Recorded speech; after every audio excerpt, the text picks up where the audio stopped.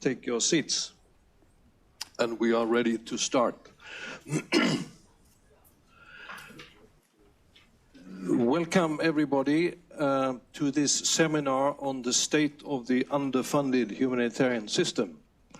I'm glad that you have all been able to make a way here despite the snow and the ice and the dangers on the streets of Stockholm today. Not to play with. There's a real risk that you can get ice falling down on you, on your head, so pay attention.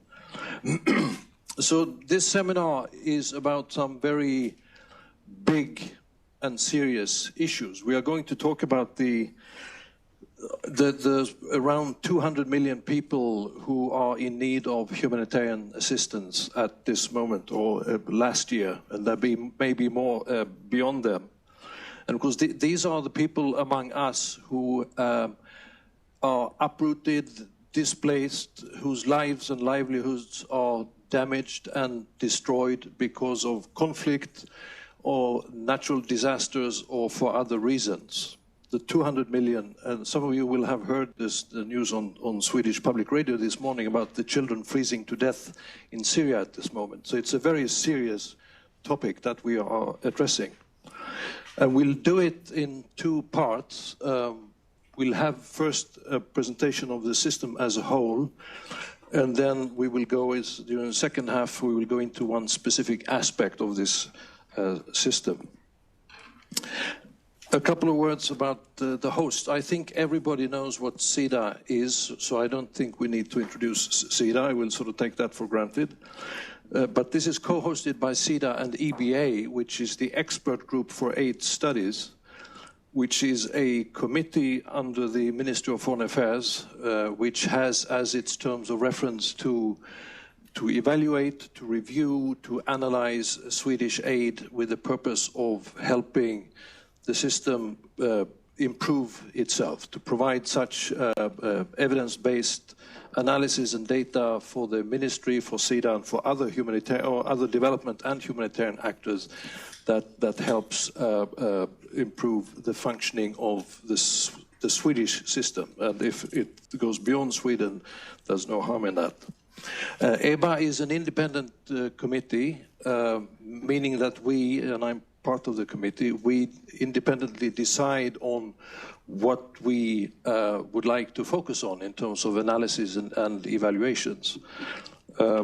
We talk about our double independence, so that we are independent in our decisions, but the authors that we commission to do studies, and we will have soon one such study presented here, are also independently responsible for what they produce.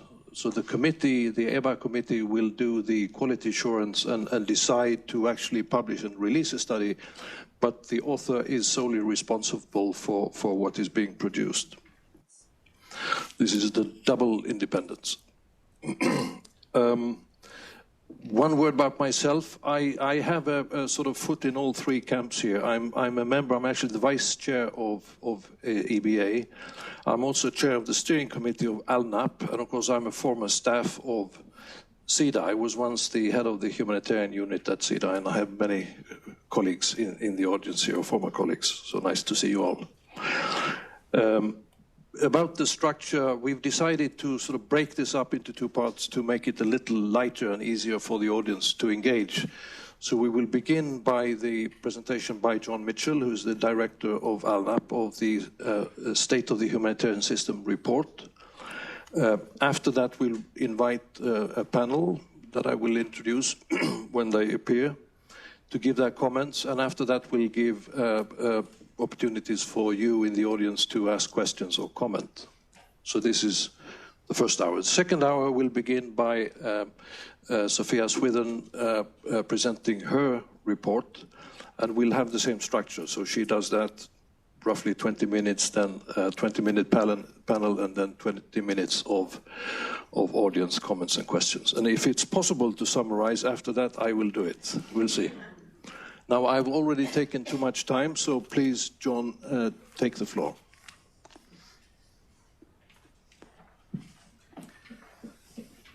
Well, good afternoon, everybody. It's a great privilege and a pleasure to be with you all in beautiful Stockholm And I'd like to thank EBA and Swedish SIDA for giving me the opportunity to present to you some of the key findings from the ALNAP State of the Humanitarian System Report. And Johan, did you want me to say what ALNAP is? Is that a good idea right at the beginning? In 3 sentences. Okay, so in case you don't know, ALNAP stands for the Active Learning Network for Accountability and Performance in Humanitarian Action. So it doesn't slip off the tongue very easily, does it? But basically, it's really 100 humanitarian organisations that have come together to share experiences and to learn from one another in order to save more lives by improving humanitarian aid. So that's what ALNAP is. So I'm going to take a deep breath now and run you through the main findings from the report. Unmuted your microphone. Oh, I'm so sorry. I haven't, have I? Goodness. You have a strong voice. I don't have a strong voice. It's on top here. Oh, there we go. Does that? Oh, yes, that makes me even more prominent, doesn't it? Good. But I won't repeat the definition of ALNAP. You all got that, didn't you? Very good, good. Good, so I'll take my deep breath, my deep microphone breath, and take you through the findings. So, as with previous editions, this report provides a summary of humanitarian needs and an overview of the resources available to meet these needs. It also describes the current size and structure of the humanitarian system, and it provides a detailed assessment of its overall performance. Now, the findings cover a 3-year study period from January 2015 to December 2017, and they're based on a synthesis of 200 evaluations, 500 interviews with key informants, 5 field case studies, and surveys of both 5,000 aid recipients and 1,000 personnel surveys too. And the analysis builds on the previous 3 State of the Humanitarian System reports to provide a longitudinal perspective. So anyone that has actually seen the report, have we got the, yes, there it is, Alice has got it here. Anyone that's come across this will see that it's rather hefty. I can't cover it all in a short presentation, but instead I'd like to give you an overview of the 3 main areas covered by the report. Humanitarian needs over the past 3 years, the resources that were available to meet those needs, and some trends in humanitarian performance. Before I begin, let me quickly explain what we mean by the humanitarian system. You can see from the slide that it's made up of all the well-known organisations that are specifically funded to undertake humanitarian action, and they're shown in red in the diagram. Now, there are, of course, many other agencies involved in crisis contexts who work alongside the formal system, and they are shown in yellow in the diagram. Now, we don't include them in the report as they're not related to the same funding mechanisms, and their main aims tend not to be about providing humanitarian assistance and protection. However, we know they're important, and I'll come on to them later. So let's turn to our first topic, humanitarian need. By the end of the period, there were an estimated 201 million people in need of assistance, the highest estimate to date. And to put this in perspective, this means that the number of people in need was roughly equivalent to the combined populations of Germany, Switzerland, the UK, and Spain. The number of people forcibly displaced by conflict and violence increased over the period, reaching 68.5 million in 2017, and nearly 2/3 of these people were IDPs. However, the biggest increase was in the number of refugees, which rose by 33% since the last report. You'll all know that need was driven by protracted large-scale conflicts primarily in Syria, Yemen, Southern Sudan, and Iraq. And half of all international humanitarian assistance went to these 4 crises. And this intensified the trend of funding being concentrated in large crises and of an increased proportion of funding going to the Middle East and decreasing proportions going to sub-Saharan Africa. Now, a total of 80% of funding is now spent on countries experiencing conflict. Most of these countries are hosting refugees or suffering from crises related to natural hazards or both. At the same time, humanitarian action was challenged by new and unexpected emergencies like the European migration crisis. The people entering Europe had a broad range of humanitarian needs, from the preservation of life while crossing the Mediterranean to help dealing with bureaucracies when they arrived in Europe. And these needs occurred in some of the richest countries in the world and forced humanitarian agencies to consider their role in a context to which they were previously unaccustomed. And the Ebola epidemic in West Africa created a similar challenge inasmuch as it was new and unexpected. And it was initially seen as purely a health crisis and outside of the remit of most humanitarian organisations. In the end, however, humanitarians played an important role, but precious time was lost when they tried to clarify their role right at the beginning. Now, both of these situations underline the globalised nature of humanitarian emergencies, which are no longer confined to the margins, and they're increasingly occurring in large cities and in middle and high-income countries. So let's turn now to the second element of the presentation, which is the resources that were available to address these needs. Now, against this backdrop of protracted conflict, new types of crisis and increasing need, international humanitarian assistance continued to grow, and it reached a peak at $27.3 billion in 2017. However, there are signs we think that the rapid increase in funding over the past decade may be tailing off.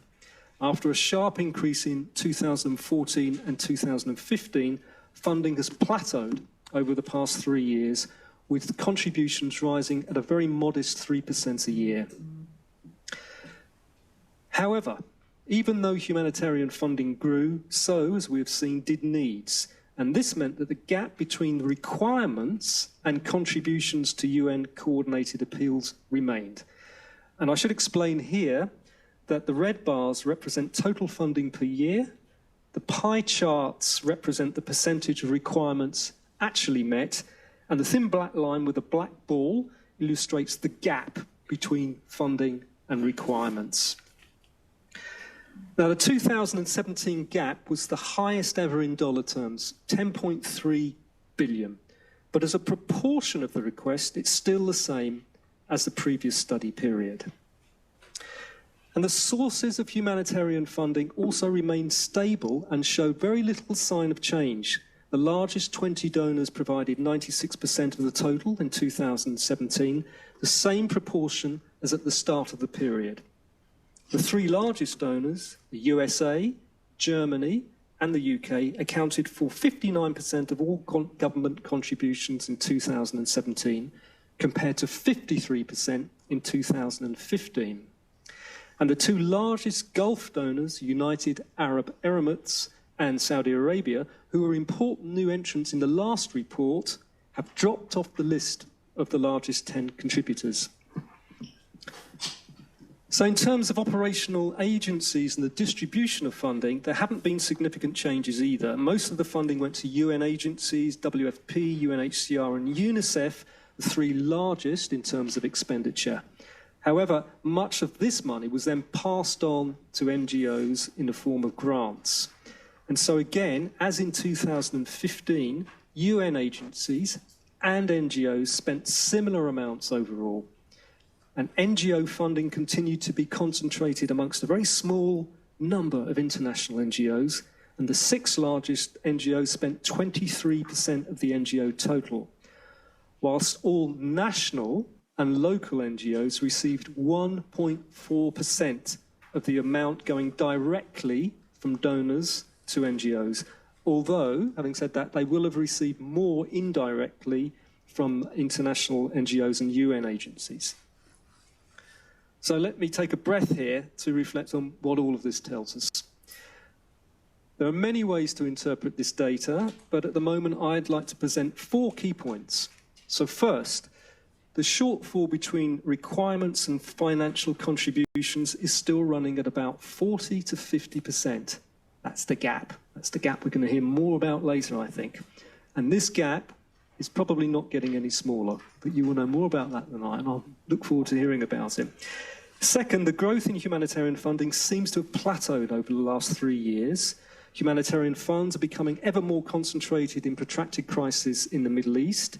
And fourth, the financial architecture in terms of who provides the money and who spends it remains constant. The picture is of very little change.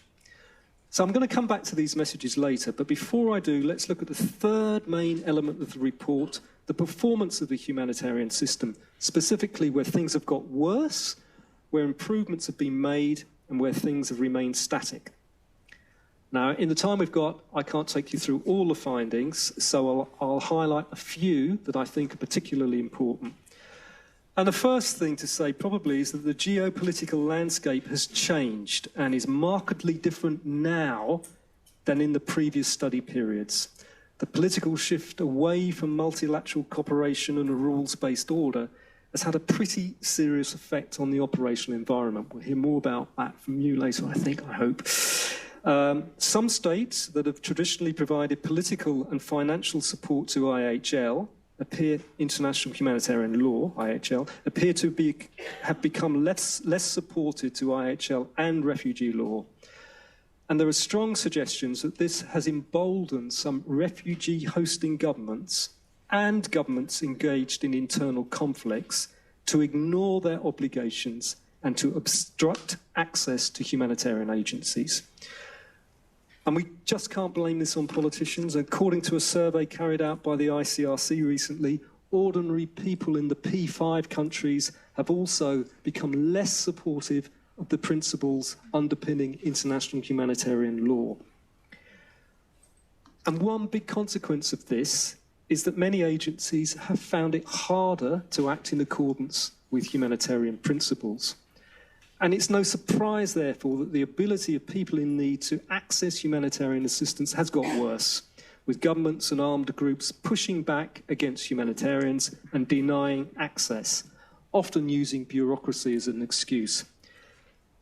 And the ability to reach everyone in need appears to have been compounded by the behaviour of many agencies. Now, our interviews and our evaluations suggest that many humanitarian organisations were overly risk-averse. That's what we've been told, and were insufficiently prepared to move from one location to another. So overall, this report concludes that humanitarian performance in both coherence with IHL and principles and in coverage, meeting everybody in need, has declined since 2014. So we move from the pretty bad news to some good news.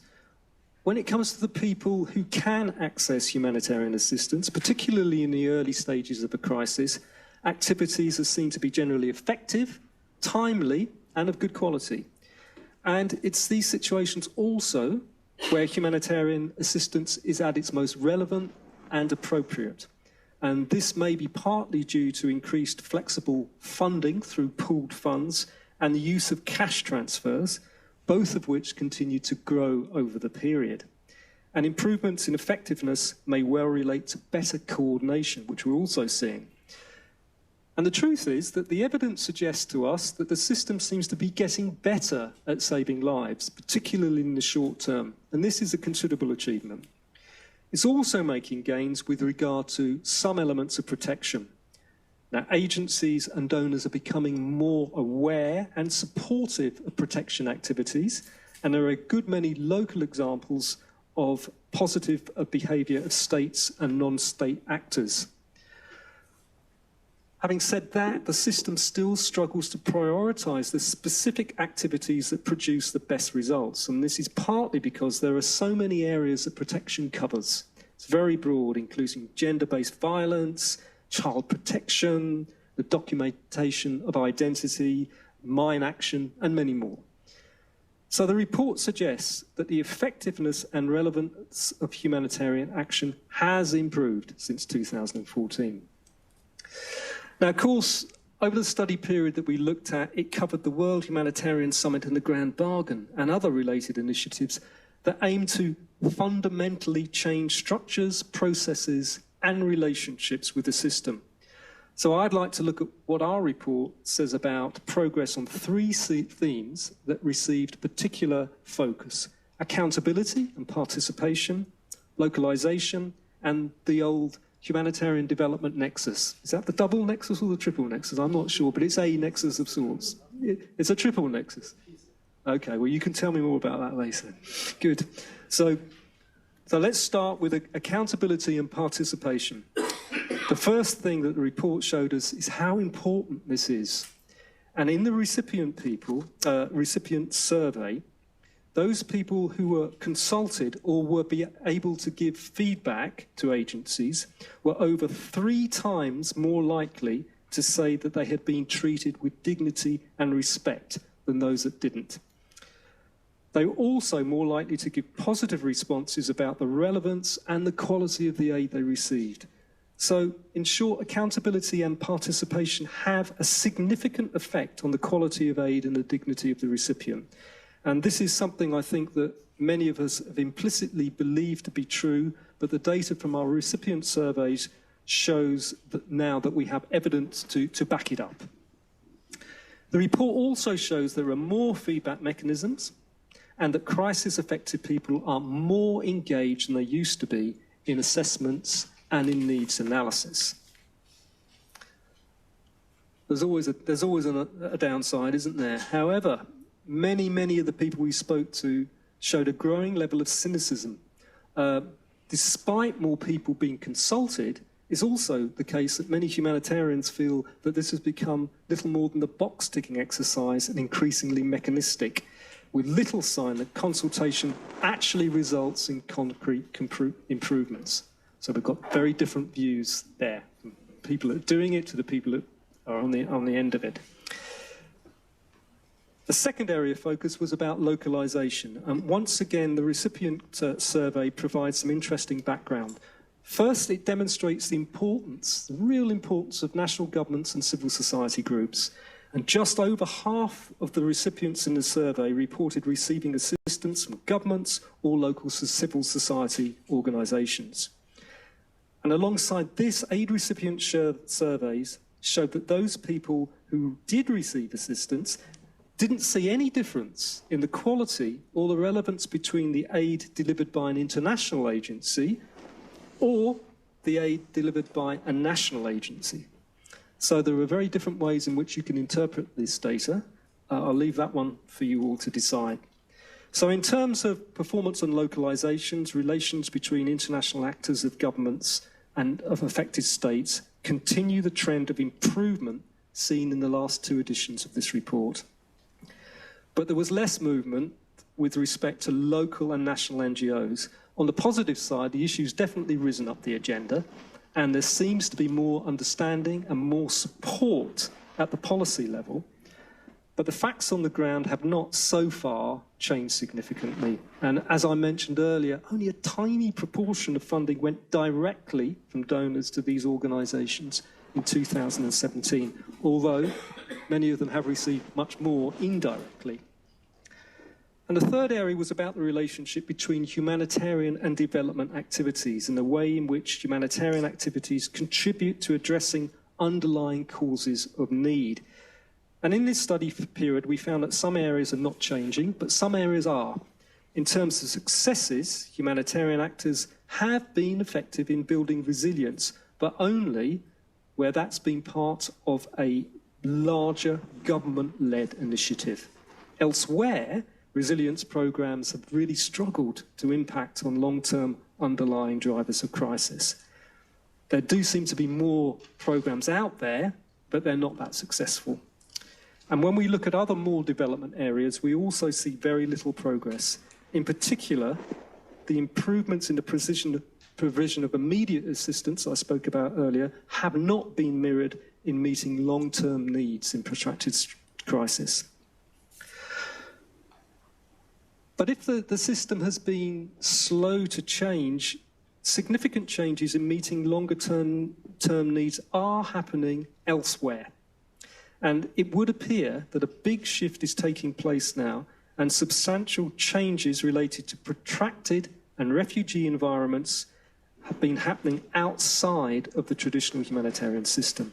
And this is partly due, we think, due to the political visibility of asylum seekers and irregular migrants, which has contributed to increased developmental funding from a lot of sources, through the World Bank, for example, and a series of new bilateral compacts which are aimed at providing both aid and support to economic growth. There are new funding instruments out there, including the forecast-based financing, the European Investment Bank's Economic Resilience Initiative, and the ICRC's Humanitarian Impact Bonds, to name a few.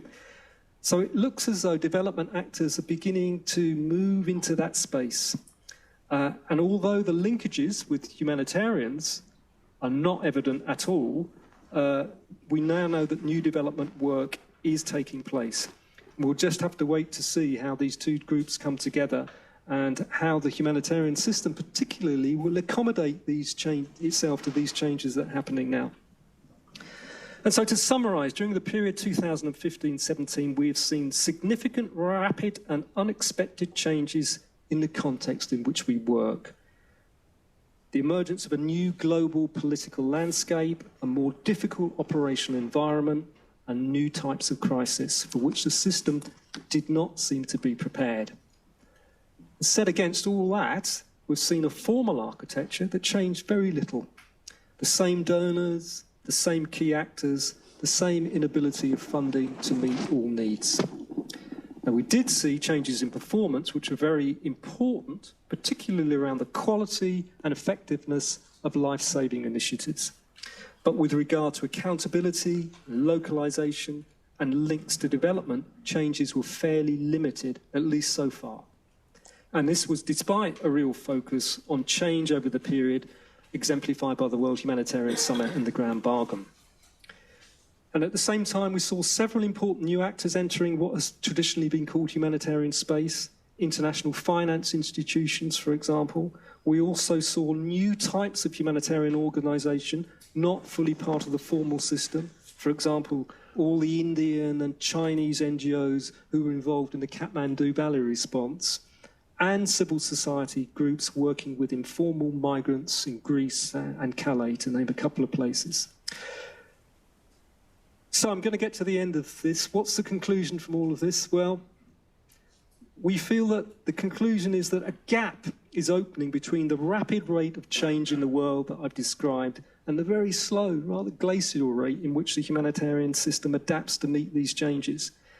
And in all probability, this gap's probably going to get bigger. And it's not hard to imagine a variety of different futures for the humanitarian action between now and, say, 2020.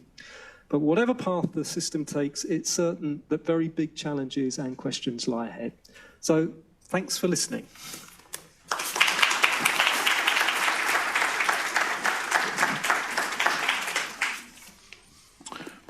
Thank you very much, John. I would like to invite the panelists up here now. I think we'll have 4 panelists in the first session. And the nice thing about these people are that they actually represent different parts of the system that, if you remember the picture that John showed, and we'll try to sort of use that little bit now in this session. Can you, yeah, if 2 of you are here, if you could share the mic, Alice here. Yeah. We showed this up. Okay. So from my furthest left, we have Niklas Wiberg, who is the Deputy Director and Head of the Humanitarian Group at the Ministry of Foreign Affairs in Sweden. We have Marci Vigoda, who is the Chief of Partnerships and Resource Mobilization at UN OCHA, which is at the very center of this system in its coordination role. We have Alice Obrecht from ALNAP, representing the same institution as John, where she's a senior research fellow. And she will be able to, she knows this report in and out, all these many pages, so she will be able to also answer questions related to the report. And then finally we have Oliver Schultz, who is the Director General of Médecins Sans Frontières in Sweden, in Stockholm. So great to have you here. So what I like to do, so we have someone who represents implementation, humanitarian practice on the ground, Oliver. We have Marcy representing the coordination role. We have Niklas representing the donors, Sweden, and particularly the policy-making part of the Swedish humanitarian system. And we have Alice as the researcher and analyst, who's sort of watching all of this from the side, if you like. And I'm asking them only one question. I would like to, given their role in this system, what are their main takeaways from what John has presented and everything that they have read? Because these people have actually read the full report. I hope. And I thought we'd begin also sort of illustrating this by asking Oliver to begin, who's on the ground implementing in this system. So Oliver, what are your main takeaways? Yeah, thank you very much. Well, it's basically to every slide I have a different opinion and a different feeling, but I will try to sum it up in possibly 2 to 3 main reflections. And the first reflection was basically to the system and the architecture. Now, before I came to Sweden 6 months ago, I was actually in Ethiopia as country manager, before in Haiti. And Haiti is also part of some of the documents that we've been reading. And it just takes me back to the humanitarian country team meetings that we participated in, where you have UN heads of agencies, you have sometimes donors and the ICRC, Red Cross, and Médecins Sans Frontières, Doctors Without Borders, as an observer usually there. And every year you go through the appeals procedure, and every year we would ask, but what are your indicators of success? Where is this taking? And for one, we know last year's appeal was not fulfilled, but next year's appeal seems to be even higher than last year's. So what are your thoughts on getting that? And yeah, sitting in a hot, sweaty room in Port-au-Prince when the air conditioning didn't work, to being here is perhaps quite a transition, but it gives us also the possibility to reflect a little bit on it, and without much surprise have a certain critique on the system in general as well. Who are we to criticize? Well, we're inwardly a highly self-critical organization. There are reports and books about things that where we have failed, where we have made mistakes. But just as much as we're able to look inwardly, we also look outwardly, and we have the possibility to give some kind of judgment based on the daily work that we do. And if you look at the system, you're basically looking at a system that works with 8 money recipients, mainly UN agencies, the World Food Programme and others. And you have the actual 8 deliverers, Red Cross and other organizations. And basically these 8 deliverers are subcontracted to the ones who receive the money. They get the mandate to do. And within that you already have a certain power tension and a certain tension of why you want to do it and why you are there. Possibly the humanitarian imperative might get lost because you might just be looking at cost savings or better efficiencies, which if you are in a conflict setting like Yemen, shouldn't be your priority. Your priority should be humanitarian assistance to the people who are actually there. And the same goes, if we start with the architecture, the same donors, the same way we've been handling this, it leads us to the belief that while it is good to look at these things, and it's good to look at cost structures and where we give money and how we do it, we would also actually call in the long term for a radical change and see that we actually give more than 1.4% to the actual 8 deliverers, but empower them and make sure that those who are actually at the front line in a conflict, in a remote setting, have the possibility and the capacity to react.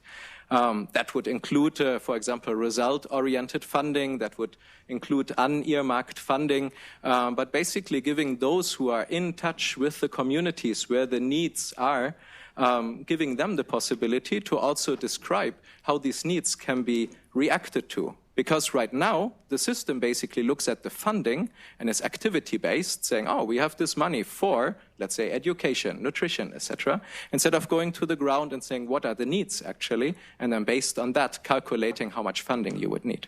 Thank you, Oliver. I think we'll leave it at there. Thank you for this perspective, and I think very healthy to sort of understand this from the ground in a place like Haiti, which really suffers from a lack of resources, and where local actors, as you say, are not really playing the role or able to play the role that we would like them to do in this system. So we move up, if you like, from the ground. Now we are in Geneva at the sort of heart of humanitarian coordination in the whole system. And we are very much on the ground as well, I should say, yes, not only in capitals like Port-au-Prince, but also at a subnational level. And I should also say that before I joined OCHA, I spent more than 20 years in the NGO community. So I should point that out. My overall takeaway, which was the question, is that there is good news in this report. It's not a great news story. There is more to be done. There are concerns, obviously, around what more we can do in protection to address IHL and the growing critique of multilateralism. But I think because we have a tendency to beat ourselves up in this community, we also need to recognize, as my boss, the emergency relief coordinator, often says, that in 2018, we reached 100 million people and we undoubtedly saved millions of lives. So I do want to start with that. We're very committed to continued change. I would not say that we're complacent. And through the grand bargain, but not only the grand bargain, are really focused on how do we continue to improve. 3 points, of which I'll probably only be allowed to make 2. One would be around the ecosystem, one on money, and then a sort of thought exercise. So on the ecosystem, John presented the red actors and the yellow actors. And I just want to say 2 things about the yellow actors, the diaspora and the private sector. And I think we need to consider more the potential role of the diaspora. They came to the forefront in the response to the Ebola crisis in West Africa, when we realized that both in terms of resources, but also in terms of local knowledge, there was much to contribute from the diaspora and a lot to connect. But I think we've put that aside since then. That hasn't been sustained. Private sector, our interest is, well beyond the money, and the money, as your report points out, is a significant portion. To me, it's much more about what the private sector can contribute, because like affected people, who we would all agree are truly the first responders, so is the private sector. And here I'm talking about the national or local private sector. And increasingly, we are working with them, understanding their interest in their customers, in their employees, in their supply chains, and their business continuity. But I think we need to get over what I believe is still a little bit of discomfort with the private sector. On money, I pulled out the 2018 data, so I know that goes beyond the scope of the project. And in the top 20, we have Saudi, we have UAE, we have Kuwait, and then Qatar is 21. So I think we see a step up there. We are seeing growth in the pooled funds, both the Central Emergency Response Fund, to which Sweden is a top donor, having given almost $1 billion since its origin, and the 17 country-based pooled funds, and income to those which are able to address underfunded crises, fill gaps, went from 1.3 billion in 2017 to 1.5 billion in 2018. Within the country-based pooled funds, more than 25% went to national NGOs, and then another 42% roughly to international NGOs. So if you look at the pooled funds as a funder, then there is direct funding that goes beyond the 1.4%. So I think that that's an important piece. We had more than $15 billion to the UN-coordinated interagency appeals last year. So yes, a concern around where is the growth, but certainly we still see increases. And finally, and I think this is a point I'll come back to a little bit later, is a bit of a thought exercise.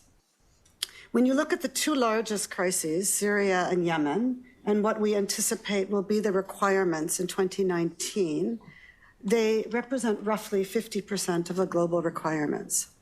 Imagine that those crises were resolved and we no longer needed to address needs through humanitarian mechanisms.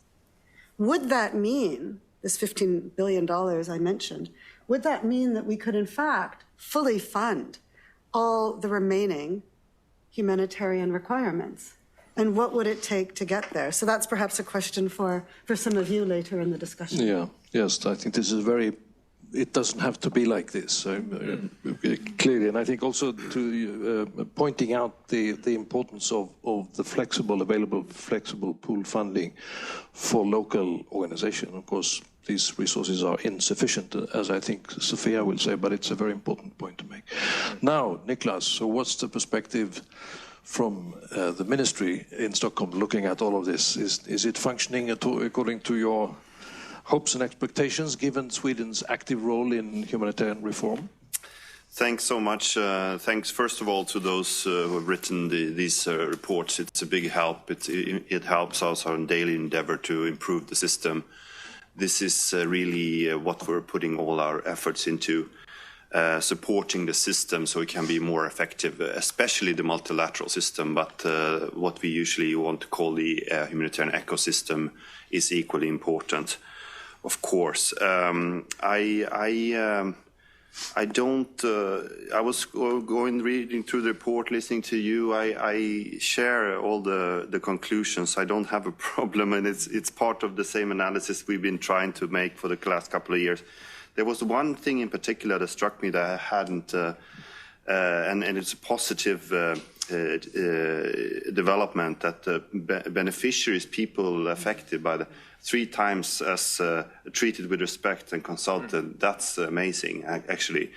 And I'd love to hear more about that, what the background is. This is what we want to achieve by working on this track in the grand bargain. And I just want to say that for those of you who don't know, grand bargain is a part of the system working together in the humanitarian sector with 10 work streams, trying to find mutual confidence, and Sweden and United States are together with OCHA and UNHCR this year trying to make a big push to keep grand bargaining alive and delivering, because many of the aspects that you treat in this report comes back to the commitments made in the grand bargain. So we have a process up and running for that. We just need political commitment to deliver, and we're now talking about how to strengthen that process. But that was one positive thing that I noted. The other sad facts that we're trying to address in different ways, and Sweden being a small nation when it comes to security policy and bringing parties together, but we try to do what we can. The latest example of that were the Yemen talks outside Stockholm.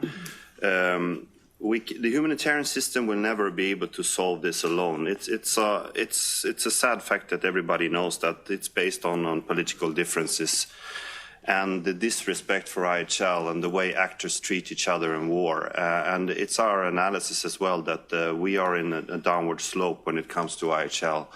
And it's part of our responsibility in the humanitarian sector to pinpoint that and be very outspoken. And MSF is one of them who don't shy away from being outspoken on that topic. But others need to come aboard as well, including government, including the EU, including the UN, that IHL is something that we all agreed to commonly. And just because we have political differences in Syria and Yemen doesn't mean that we can treat each other and bomb hospitals, and totally unacceptable. So we have to be more clear about that when it comes to humanitarian advocacy, political advocacy.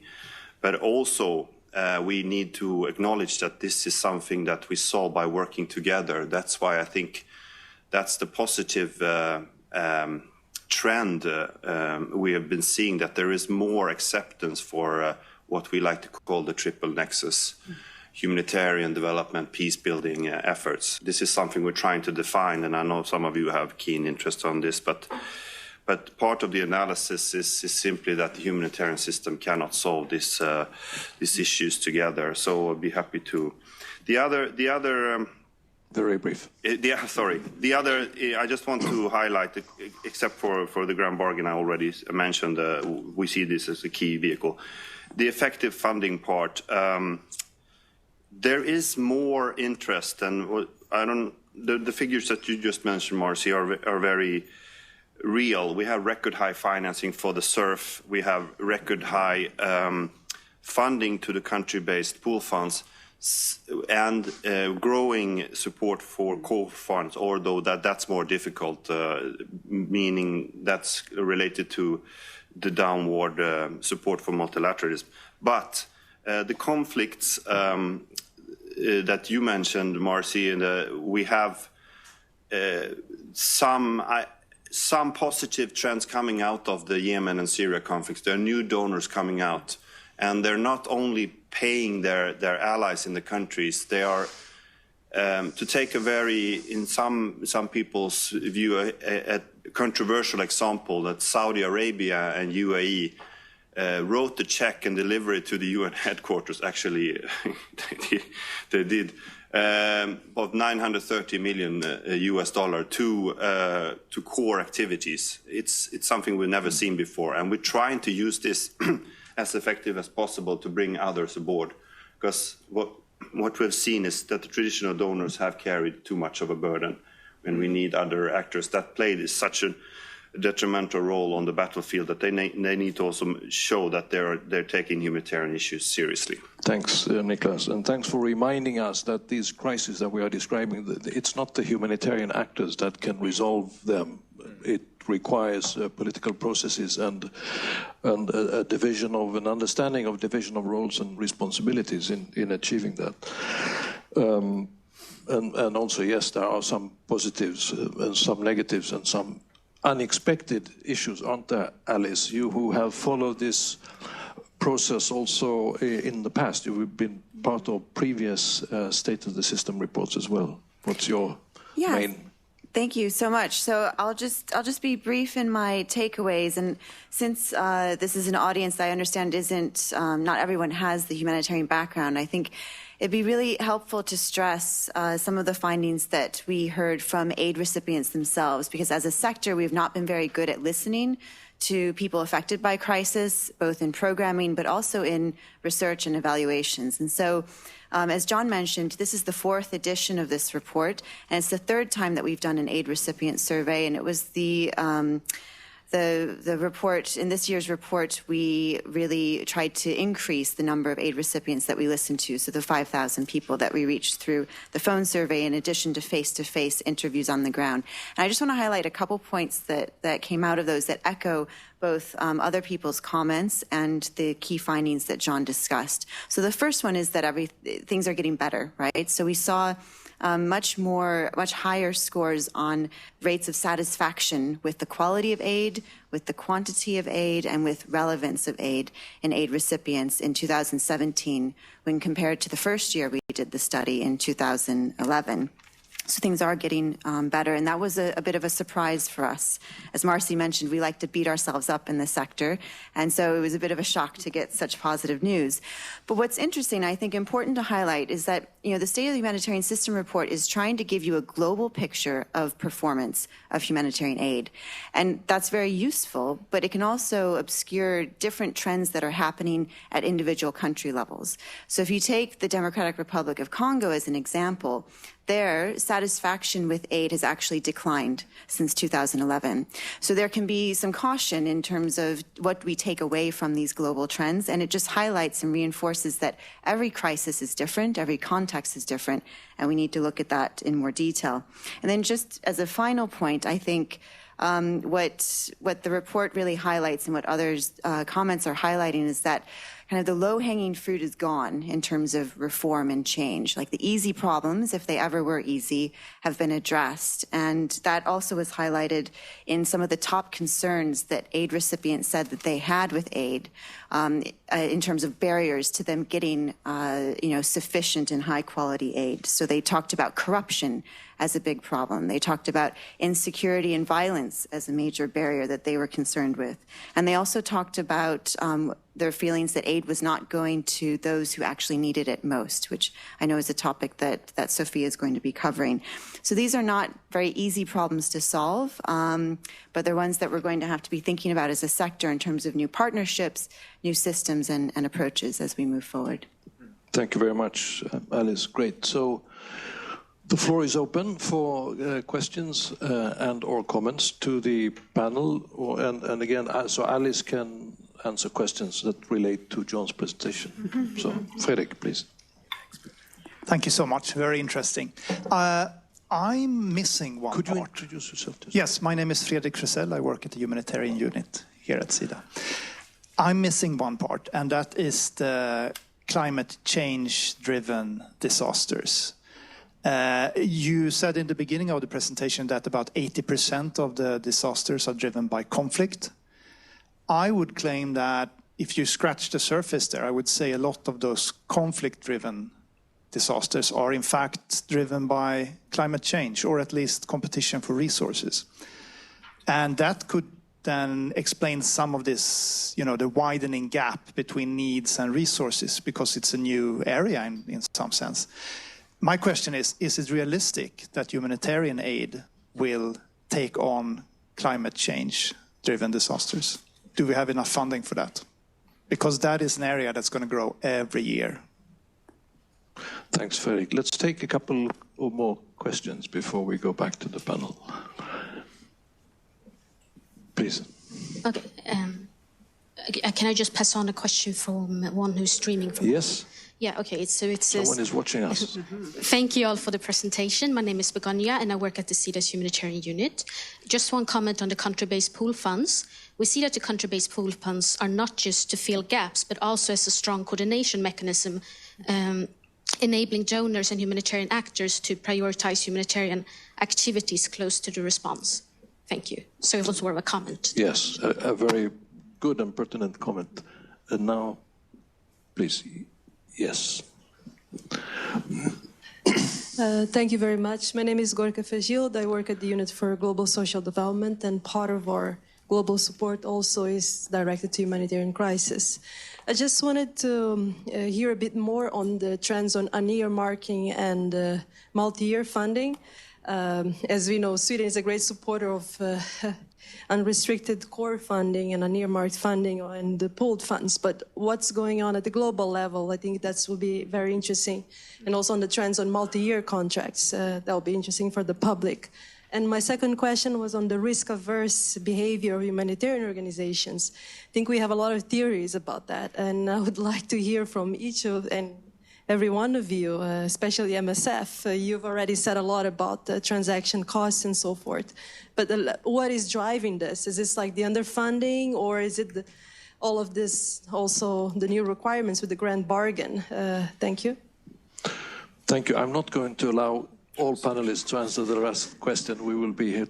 It will eat too much of our time. But let's start with the climate change-driven impacts. Alice, would you be ready to answer that? Yeah, I think in the report we do acknowledge the argument that climate change is is becoming a driver for conflict, and that's being looked at within the area of resilience initiatives. We also talk about how there has been some progress, as John mentioned, in resilience initiatives over the past few years.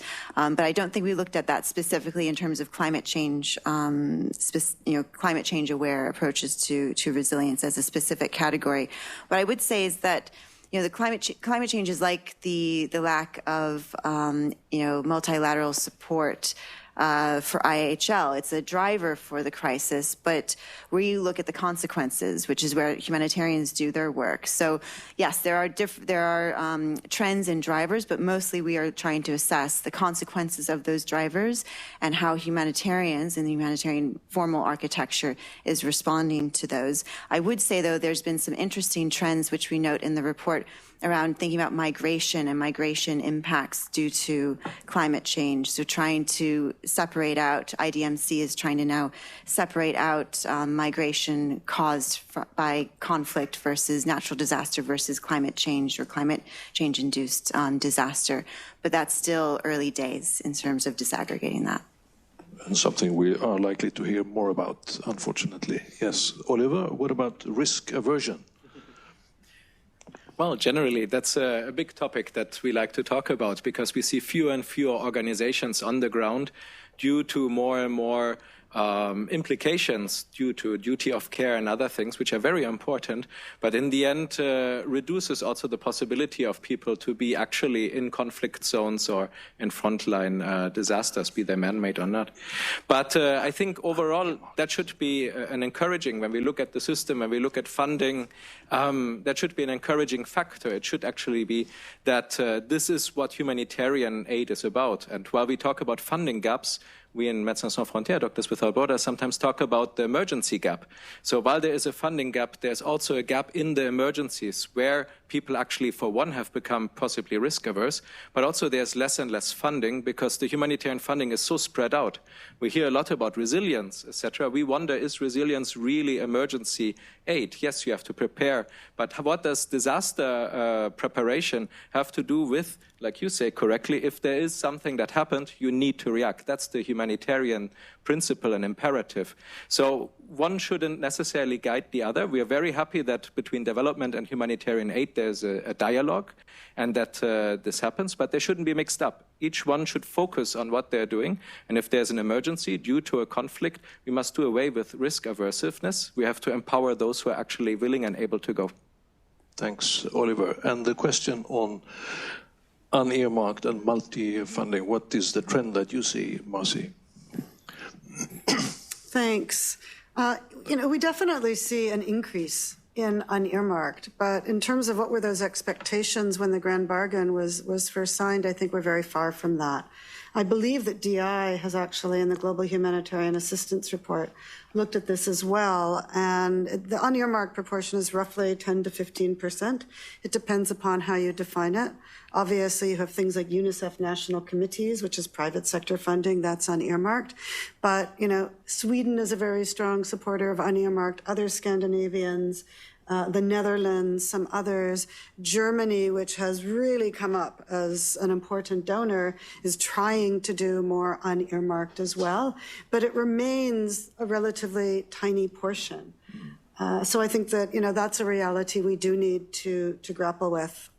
In multi-year, we are starting to see that more, and we are seeing multi-year commitments in the context of the Syria crisis, Yemen crisis, some of those crises like Lake Chad region, where you have a very clear connection between the development and humanitarian dimensions.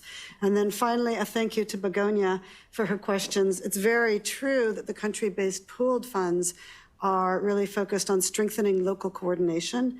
They are really a tool that the humanitarian coordinator in country is responsible, is able to use, and they allow us to focus on the needs expressed in the humanitarian response plans, but also respond to unforeseen crises. So they're critically important. And I think that's why we've seen huge growth in the country-based pooled funds, is because they are what we define technically as softly earmarked. You are not earmarking to a sector, an agency, but you are earmarking to a crisis. And I think that's, Nicholas can speak to it, but I think that's appealing to donors, but also provide quite a bit of flexibility. Thank you very much, Marcy. Thank you to the panel so far. You'll come back soon. And I think this question and the answer was a very good introduction to what we will now listen to, Sophia Swithern's presentation of the consequences of the underfunding that we have been talking about here. Let's see, you need, yeah. Myself here. Yes. I just dropped it. Technology. Logistics. Okay. Let's see. Fiona, someone will come and help you. So, as an introduction, given what we have now heard and what John presented, what seems to be an increasing shortfall in terms of growing needs and increasing shortfall in terms of available funding. EBA asked itself the question, so what are the consequences of this? This seems to be a very natural question to ask, and it seems to be a simple question also. What happens when to the system and to the people that we set out to assist when we never reach the level of funding that the humanitarian actors ask for. And Sophia is going to give us the answer, please. Great, thank you. And I should give it to you loudly, assuming this all works. Wonderful. So, first of all, thank you very much, Johan, and thank you to everybody in and associated with EBA for supporting this work. Thank you for your wisdom and patience. And thank you also to Development Initiatives and to all the experts who inputted their experience and thoughts into the course of the research. I recognise some faces in the room of people I spoke to in those interviews, so thank you very much. And what a privilege to follow the presentation of the State of the Humanitarian System Report and those very smart, thoughtful inputs from all of the panellists. So I will do my best to continue and go into some depth of the topics that were discussed there. So to start that off, let's go back to one of the slides that John presented. I'm going to show it to you in a different colour and maybe slightly different way up, maybe, but a similar image that I think many of you are sadly, very familiar with. And what it represents, as we've seen, is the UN-coordinated appeals, the total money that was required and received for all those joint agency humanitarian response plans. Now, we know it doesn't include all humanitarian needs, but what it does do is it represents the largest combined request from UN agencies and NGOs. And although it's imperfect, it's the best proxy that we have for the state of humanitarian funding, sort of how much is needed and how successful the system is in getting it. So the report that we're launching today, that I think you all have on your seats, is all about this graph. So what's the messy reality behind all of these nice, neat stacks? What do or don't we know about what it tells us about meeting people's needs? And what does it tell us about how the system needs to change? And in particular, it's about this green part here, this large and certainly over the course of this period widening gap, and a gap that if we were to extend the line to 2018 would stay in about that 10 billion mark, because that gap is a critical gap. It's a funding gap, it's a response gap, but also, as we shall see, it's a knowledge gap. Because currently we know very little about the consequences of this underfunding for what is, let's not forget, the core purpose of the appeals, which is actually meeting people's needs. And that's what we set out to try and understand, as Johan said, with this study. And in this gap, we also see a lot of discussion. It's a very contested gap. So we see two narratives broadly happening in that gap. On the one hand, we see a lot of advocacy and exhortation, so there's this clear imperative to find more funding and to find new ways of financing to fill the gap. There's a quote there from the former Secretary General urging the world to step up to fully financing the appeals, and certainly to ask for the appeals by the end of last year to be a 75%, an exhortation that sadly wasn't realised. But at the same time, it's a highly contested gap. And that's maybe captured in this quote from the high-level panel on humanitarian financing. We see a persistent scepticism about that gap, a distrust in the figures and the process that goes into producing them. People asking, well, did we really need 25.2 billion? Is 15 billion really all we got? And was that 10 billion gap really not filled by other means? And we know that donors and agencies alike are frankly tired of that distrust. They want to get past it.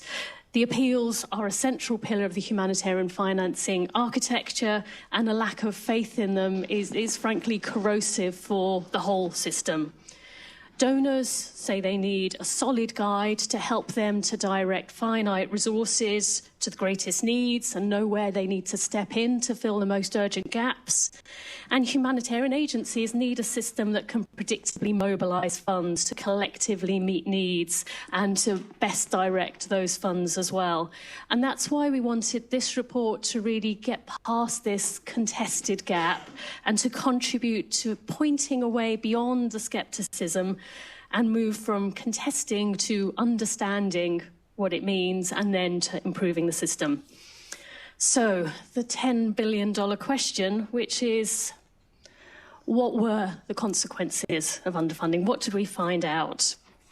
So our report looked at 3 different studies. As Alice said, every crisis is different. So we looked at 3 countries with very different patterns of need, of funding and histories. And we looked at 2017 because when we were doing the report, that was the last complete year. So I'll point these out to you on a graph of all of the appeals for 2017. Don't worry about reading all the tabs there. It is worth noting, though, that everything from here all the way to here was less than 3/4 funded. So everything here had at least a 25% funding gap, and that includes the Syria appeals there as well. The 3 that we looked at were Somalia, the 5th largest appeal, so 1.5 billion requests, which, given the exceptional circumstances of the food crisis in 2017, was unusually over 2/3 funded.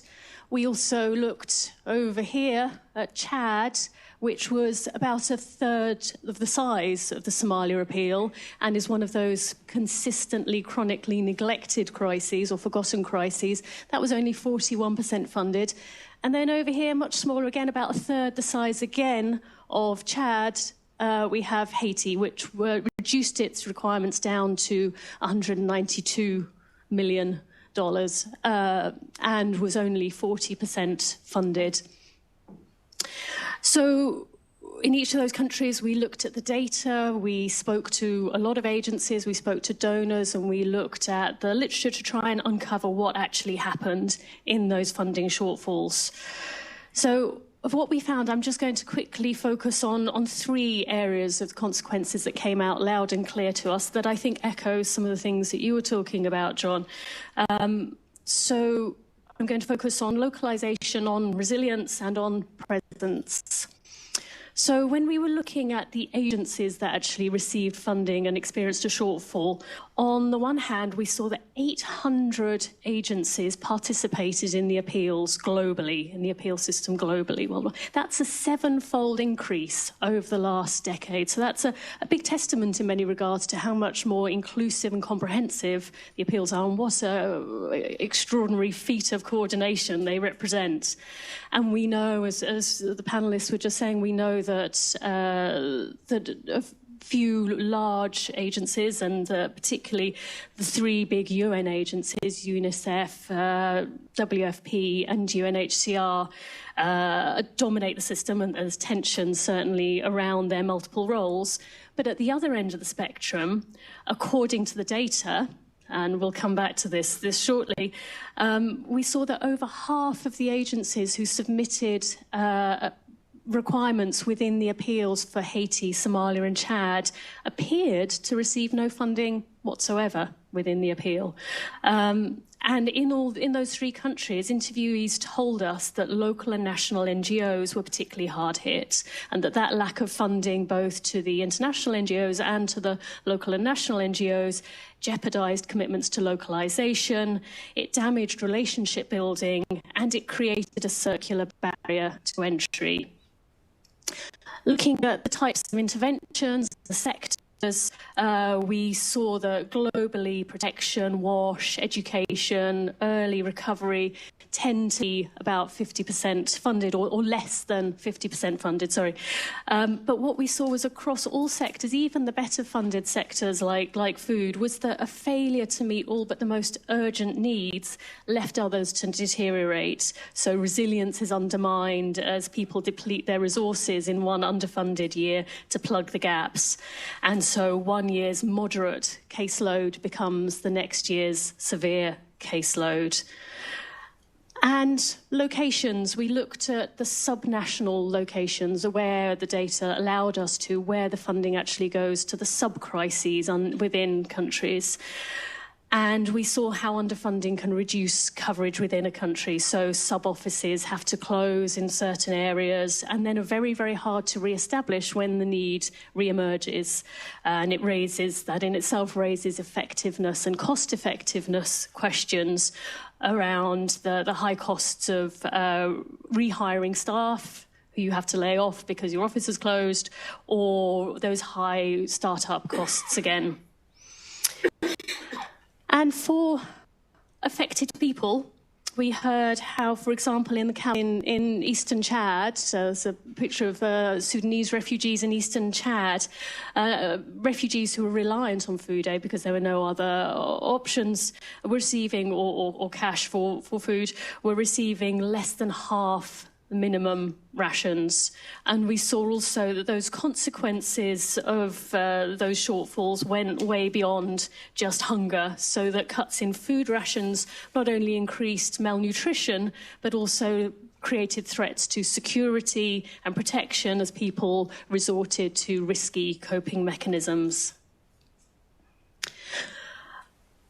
But serious as all those findings are, the report was quite frustrating to research because all those findings were clearly illustrative rather than globally conclusive. There's no neat, robust answer to the question of what are the consequences of underfunding. And when we looked through the documentation, the evidence on the impacts of underfunding was thin. And there was no systematic reckoning of the undelivered projects or provisions. And when we spoke to agencies to see what they had in their files, in their books, it was the same issue. Instead, the consequences of funding shortfalls tend to be highlighted in a much more ad hoc way, usually sector by sector, depending on how strong the sector is, and usually in quite broad narrative or advocacy terms in the various mosaics and configurations that each country has of dashboards and reports and monitoring mechanisms. Now, on the one hand, this is hardly surprising, and it's really understandable as well, because we know that in these really difficult, these challenging environments, monitoring the impact of what you do is really difficult, let alone monitoring the impact of what you don't do. And it's even more challenging when you don't have funding to measure what you're not doing. But all that does have implications for the system and what goes into the appeals. So we wanted to look a little bit behind the numbers and what goes into creating the numbers of the appeals. And very crudely, and apologise for the crudeness of this, I was never made to be a maths teacher, but this is a really crude equation that looks at the formula, I suppose, behind the numbers that we're talking about. So your requirements, we've got a question mark a little bit around the requirements, minus your contributions equals your shortfall. And it helps us a little bit to look behind those because they each beg questions that aggregate into bigger questions. So on the one hand, how are those requirements generated? In particular, how are needs prioritised, how are they costed, and how do they change? How are they revised when situations change? Those contributions, how do we actually track them? How do we know how much money there is? And with the shortfalls, how do we actually monitor and report against them? So I'm very briefly going to look at those one by one, taking first this issue of generating reliable requirements. Now, obviously, I'm not going to start to talk in detail about needs assessments. It's a huge area. But I would like to talk about one word that kept coming up in all of the interviews I was doing. And that was quite a fraught, again, contentious word. That word was prioritisation. Prioritisation so that the most urgent needs can be met first according to humanitarian principles, and that they can be identified easily and comparably between the appeals. Now, all of the appeal documents say that they are prioritised, but they mean very different things. And in many cases, it appears that this prioritisation is often just a sort of post facto whittling down of what's needed based on a second guessing of what donors will actually give, rather than a collective strategic exercise. One donor I spoke to, who shall remain nameless, said, well, yes, prioritisation is good, but prioritisation according to needs is better. Now, unpicking this word prioritisation, it came out quite strongly. There were two elements. So firstly, setting parameters for what is in and out of the appeals. And this comes up against the really notoriously difficult question of drawing a line around what is and isn't humanitarian action, what is and isn't life-saving. And as we've heard in the discussion around the nexus, of course, it's problematic to narrow down humanitarian action if nobody else is stepping in to deal with what's out of humanitarian action. There's a lot more to be said about that. Secondly, triage, clearly setting out what needs will be met first, trying to avoid this very arbitrary coverage that you get in a bilateral system where whoever gets funding for a particular project, that project gets delivered first. It was quite interesting looking at the South Sudan appeal. What they tried to do in their 2018 appeal, I think it was to set out what they would do with each tranche of funding. So in the first 25% of funding, what they would do with that, and the next 25% and so on. Really interesting exercise.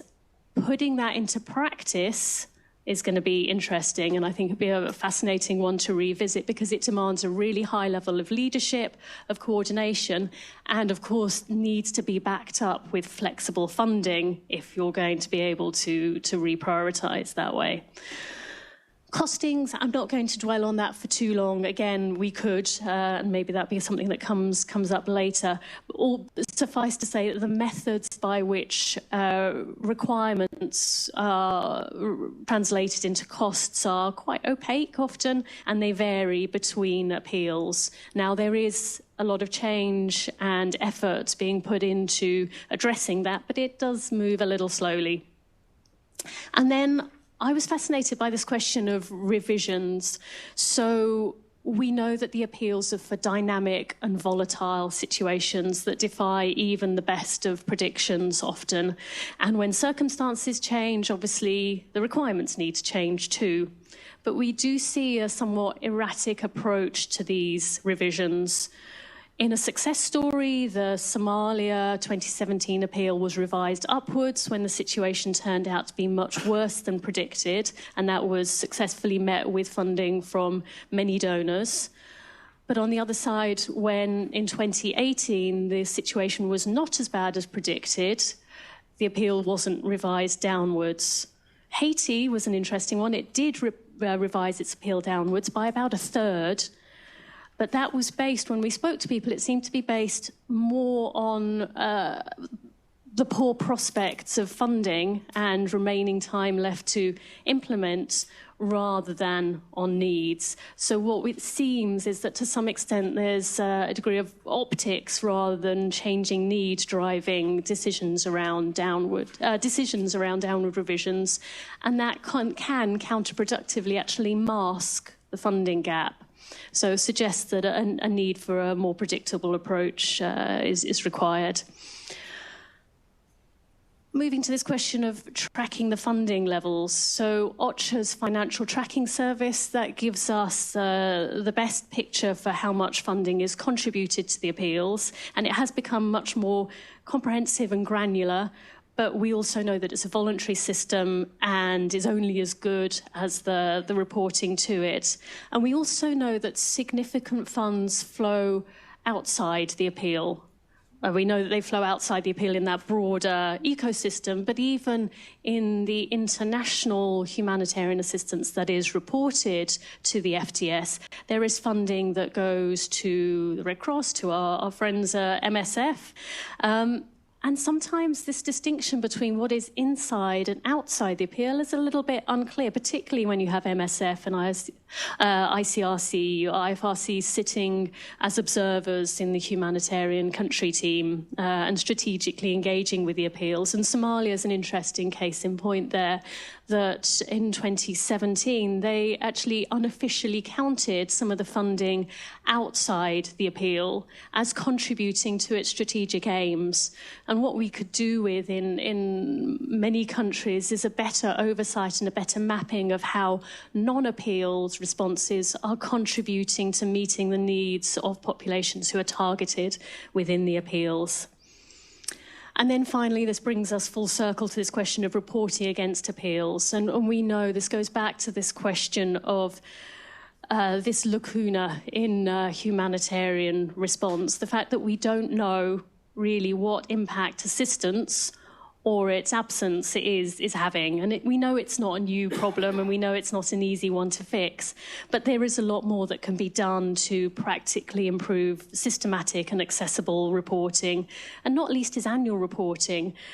We know that agencies need to report to donors on a project or program level for their funding. It happens at the bilateral level, but somehow it falls short at the collective level. So the appeals set out in their documents strategic objectives. There doesn't seem to be any accounting against those objectives. The appeals include a page, I don't know if any of you have seen this in the appeals documents, there's a page on what if we don't get enough funding. There's a what if page, but there's never a what happened page. And I wonder if independent annual reporting against the appeals could actually help to bring agencies together in a shared accountability for their collective performance. So, finally, we know that all of this is a heavy ask of an already overstretched system. And we know actually that it will be a complete waste of time and precious resources unless all of this coordination and tracking and monitoring is actually used. Not just used by those implementing the programs, but used by donors. So it brings us nicely to the implications for the donors. Because if the underfunding problem is to be tackled, the improvements to the process, to transparency and coordination on the appeal side need to be matched with similar advances from donors. Little charts here. Again, I can leave you to look at those at your leisure later, but this is the 10 largest donors to the appeals in 2017. As Marcy suggested, it might have slightly changed last year, but I think broadly the usual suspects here, and we can see CEDA obviously amongst them. All of these donors, in line with good humanitarian donorship principles, state that they're needs-based, but they will use the appeals in their allocation processes in quite different ways and with different degrees of transparency, weighing them up with other factors. And CEDA is perhaps almost unique in the way that it aims to do so transparently. But of course, none of these donors can unilaterally fund all the requirements for all the appeals. There's no donor out there that is going to sign a check for $25.2 billion, sadly, no matter how great the appeals are and evolve to be. But what we see happening is that all these donors are making their decisions often in isolation, and the emergent property of that is that all these individual decisions and preferences add up to global inequities. They add up to forgotten crises and neglected emergencies. So to take Marcy's challenge of a thought experiment, I suppose, although, as we've heard, multilateralism is not having the best of times at the moment, let's imagine what could be achieved if we were to dust off this abandoned idea of a division of labour between donors and move towards coordination amongst donors for a complementary and collective and strategic approach to the appeals. And of course, that would need to be backed up by greater investments in pooled and flexible funds, as we've heard, to allow agencies the latitude to respond to changing gaps and to the worst gaps. So to conclude, I was acutely aware when I was preparing for this that this is a very technical report which dedicates a lot of space to the shortcomings of the system. What I was also very keen to say is that none of those technical recommendations and that process focus should be taken as casting any shadow of doubt about the seriousness of the realities of what we're talking about. And gaps in our understanding about the consequences of underfunding shouldn't be the cause of appeals fatigue, but it should be the imperative for action. And it's worth, not beating ourselves up, as others were saying, about this, and casting our mind back and thinking how far the appeals have actually come since they were introduced in the early 90s for those of you with long memories, the consolidated appeals, the caps.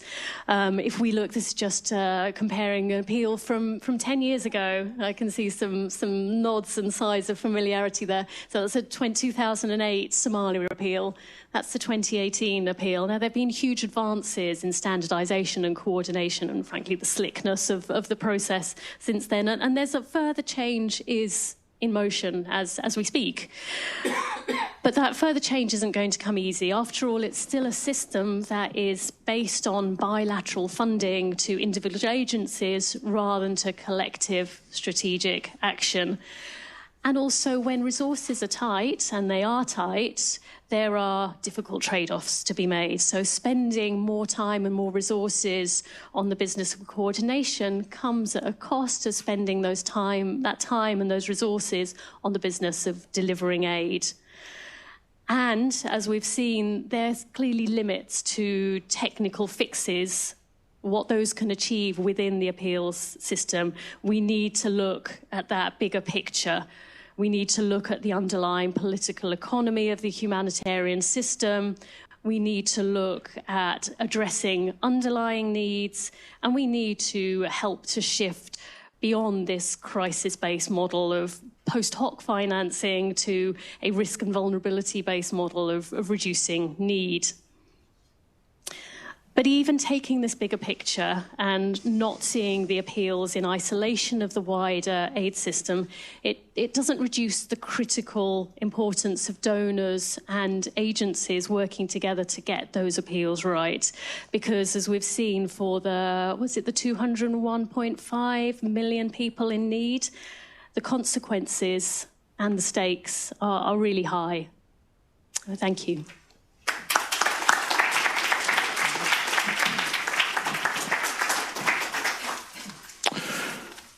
Thank you, Sophia, for overcoming the frustration of not being able to provide a simple and straightforward answer to this seemingly simple question, and actually unpacking the sort of weaknesses in the system that produce this kind of outcome, and sort of showing us that the system, for some reason, is not demanding the kind of information that we are asking for, and which may seem strange, and also for providing a set of very concrete recommendations that I would now like the panel to help us comment, and also your final question, the finding that there is no reason to sort of use mistrust in this system, or the notion of inflated appeals as an excuse for not providing funding. That is certainly not the case, and we need to remember that. So thank you very much. So panelists, would you like to come back?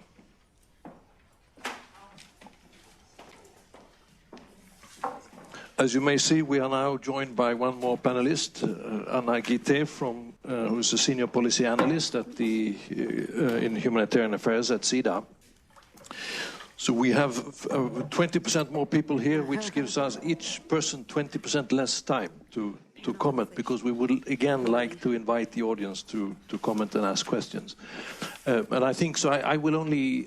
We had prepared 2 questions, but I'm also only asking you 1 question, which is the suggestions that Sophia gives in terms of how to address these weaknesses in these flaws, and what can be done in terms of improving the functioning of the system. I would like to hear your comments on that, particularly given that we are not likely to see a great increase in volume of funding, which means that we are not in the situation where we can invest lots of money in making improvements.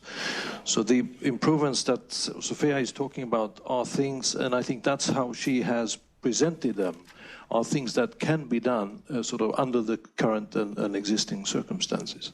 So again, I go from the ground up. Oliver, would you like to begin? Yeah, sure. And thank you again. I think I really see very well the connection between the two presentations, because for one, we look at the system and then we ask some very pertinent questions.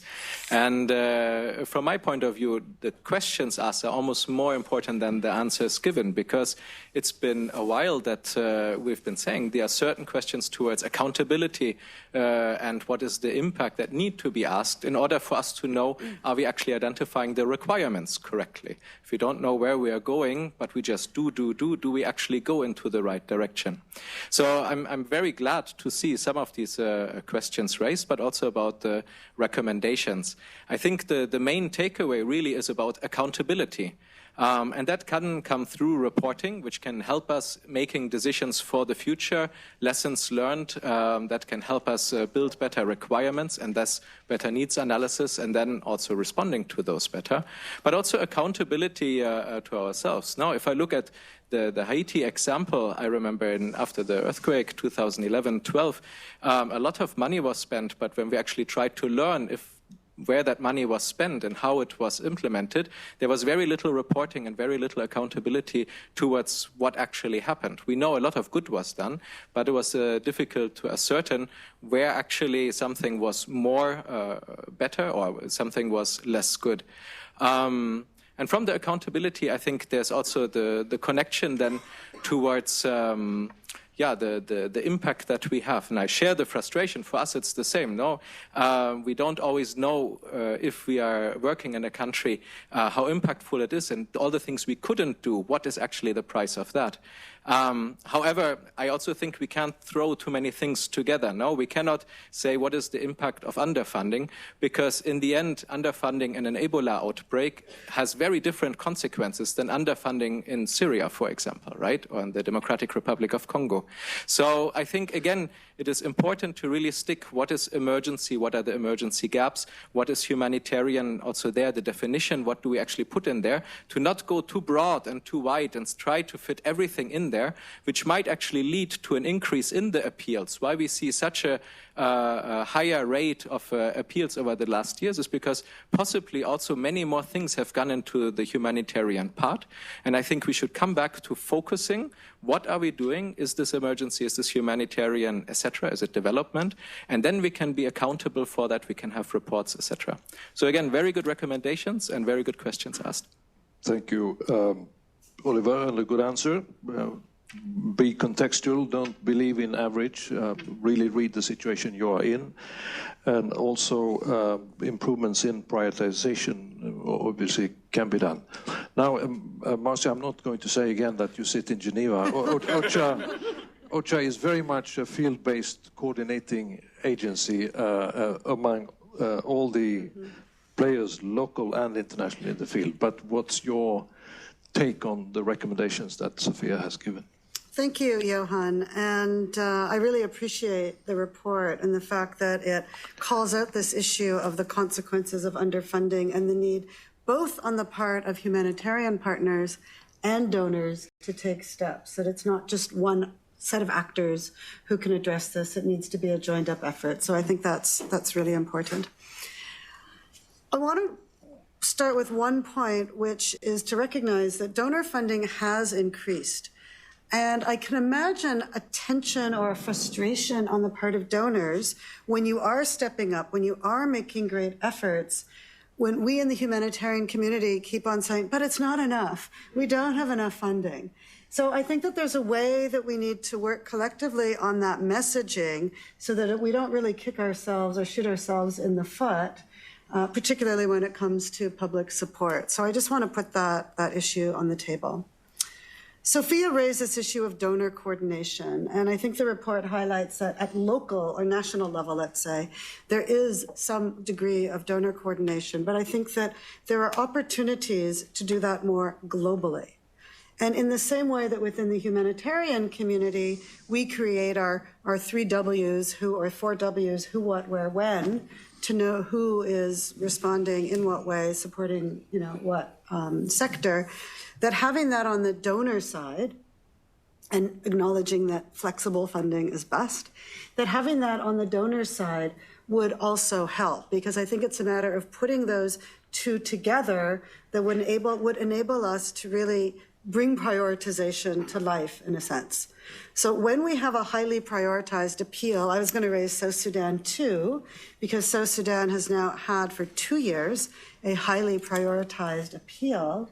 The question is, and I don't know the answer to this, the question is, are donors using that guidance in the allocations that are made? And in fact, to the question of what might we explore later, or what further research might be done, I think that would be one obvious question. Within OCHA, we're very committed to improvements around needs assessment, to appeals that have very clear parameters and having those parameters laid out.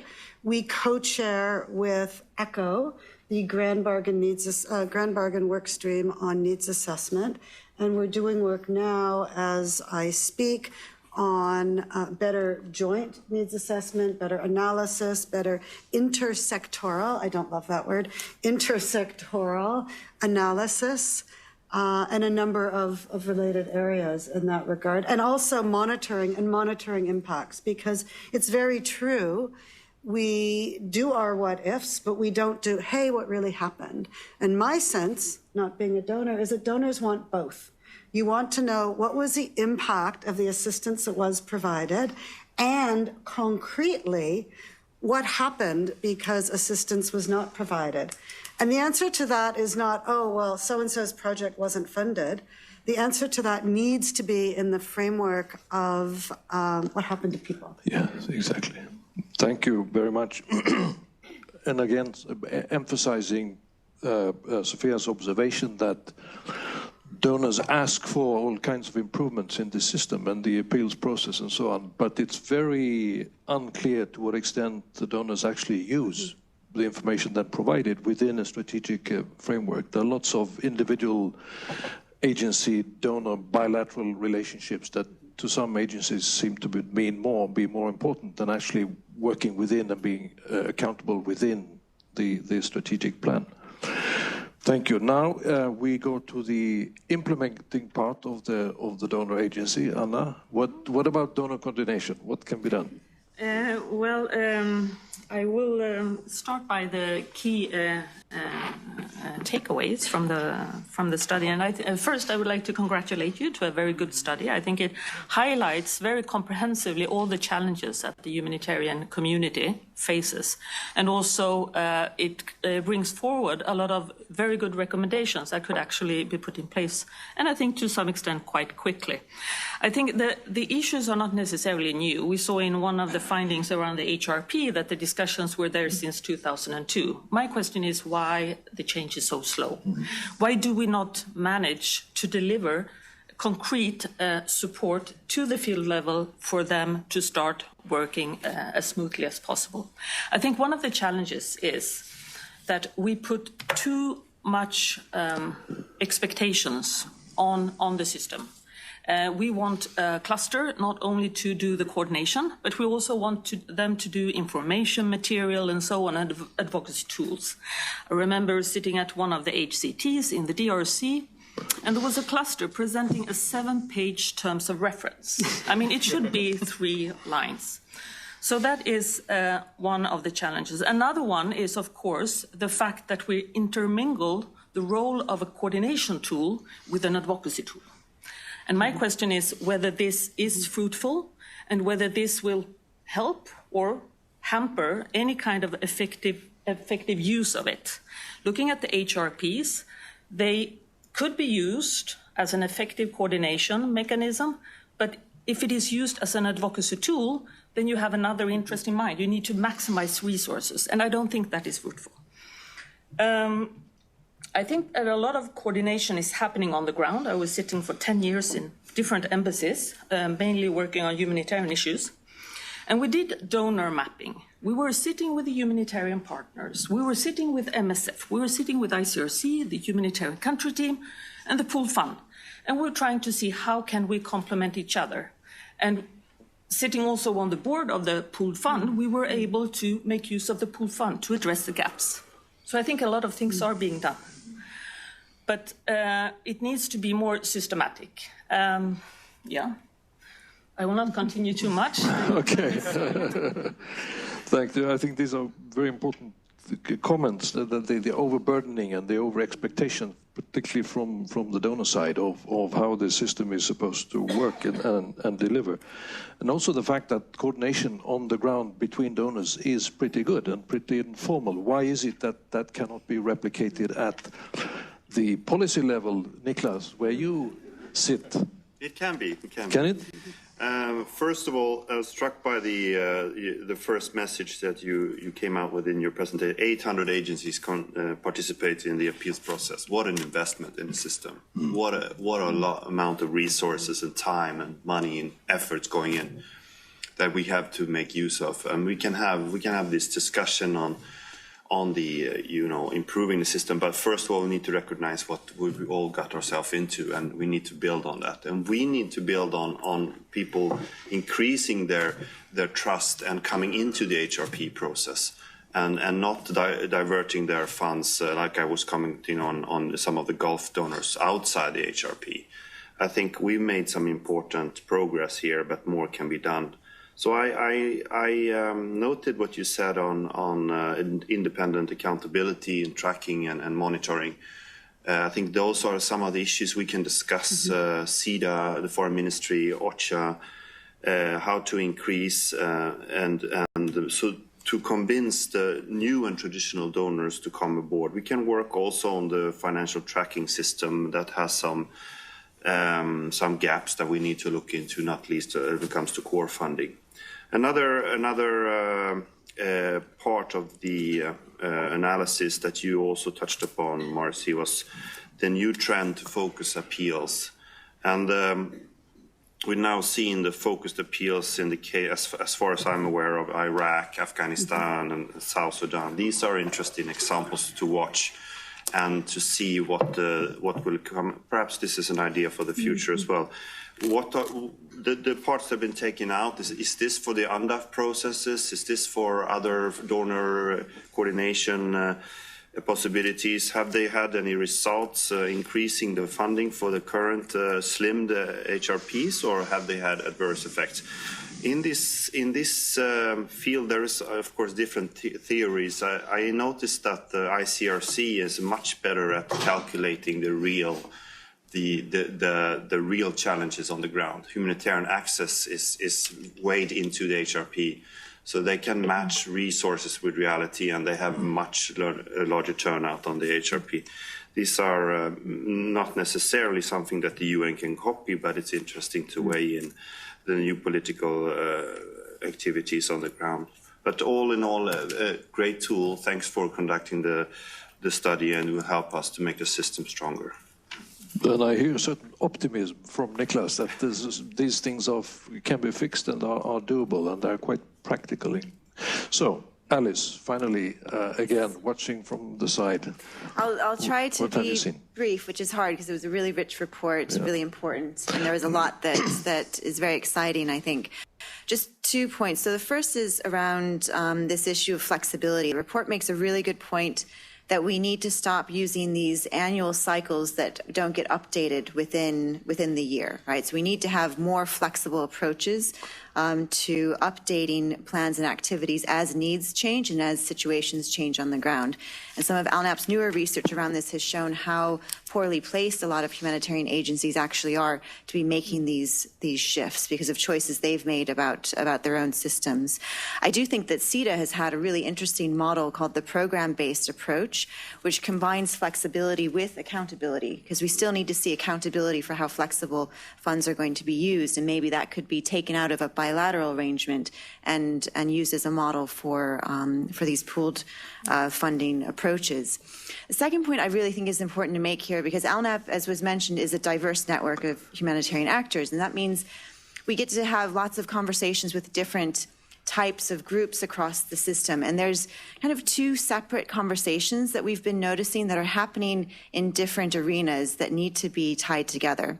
So if you walk into a room of humanitarian agencies who are talking about data right now, mostly they're going to be talking about there's too much data, we have way too much data, and we have too much data that we don't even know how to store and assess in an ethical way. And so data is now moving from becoming, as Nathaniel Raymond was saying at the Partnerships Week in Geneva this week, data is no longer an innovation issue, it's a protection issue. If you walk into a room of researchers, like us at ALNAP or development initiatives or donors, we're complaining about the lack of data, right? There's data gaps, and we can't make decisions that we need to make informed by data and evidence. So I think that does speak to a really broken system if in one room you have too much data and in another room you have too little. So I think a point that Sophia makes really well in the paper is that, what do we need to do about this? We need to be smarter about the data collection that we're undertaking. We need to be more efficient with that data collection. We need to look at coordination structures, so donors coordinating, which other people have commented about, which will be a real change and shift in that. But I think we also have to go back to the ethical nature of these questions. And it makes me very sad to hear that prioritization was considered such a controversial way to talk about this issue, because that is what it means to be principled. So we need to be rethinking about the ethics of both resource prioritization and the data practices that we're suggesting that agencies engage in. Thanks. And thank you for the report. Thank you very much. So we have some time left. The floor is open for questions and comments, please. And just wait for the microphone, please.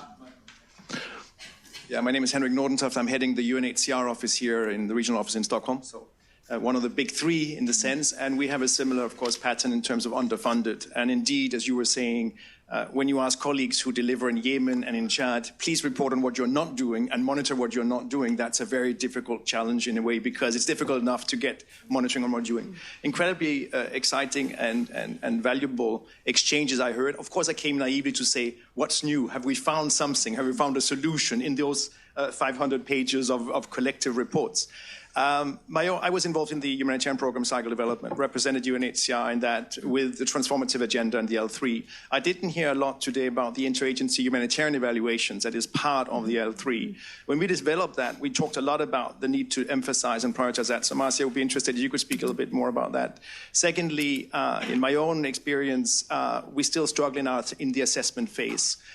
This rapid assessment and so on, the donor pressure, and that is maybe to Nicholas, within 24 to 48 hours of the emergency, please have the repeal ready. I think, Marcy, you know that as well. So let's have the $7, $8, $9 billion repeal ready within short terms. Why are we pressing ourselves for that? Because that is what is going to kick off the funding. So a huge challenge. And then echoing, I think, a lot what Oliver says, leadership is a big issue. This is not just, when we look at the landscape there, it is about leadership prioritize. And the problem, of course, is we have so many actors, and how do you do the leadership and how do you exercise that in a way that it can be efficient and so on? That is one of the biggest challenges we all have. And so many different agencies, so many different mandates, so many different funding ways of getting funding with so many different demands. So the voices are not uniform, as you all know. Donors are saying different things in different fora at different times. And this is, of course, complicating things. But we can also do much better. And I want to reassure you that we do feel that our data is not sufficient, but we may have too much data of the wrong sort. That's a problem. The pressure to get the right data and the cost of that is a big challenge for us. So, but anyway, thanks for a great event. Thank you very much. Just a comment, ALNAP is now doing some very interesting and exciting work on leadership in the humanitarian sector. Maybe we should come back at some stage to present that. Also, there was a question in the interagency work being done. So, Marcy, if you could just note it while we take one or two other. So, Maria, please. Thank you, Maria Turin. Very happy to have you here and listening to this report. It's a very impressive work. So I want to join the comments on the selectivity or the need for selectivity in data selection. And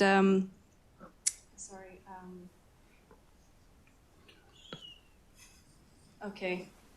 No, I'll wait a little bit. Sorry. Very.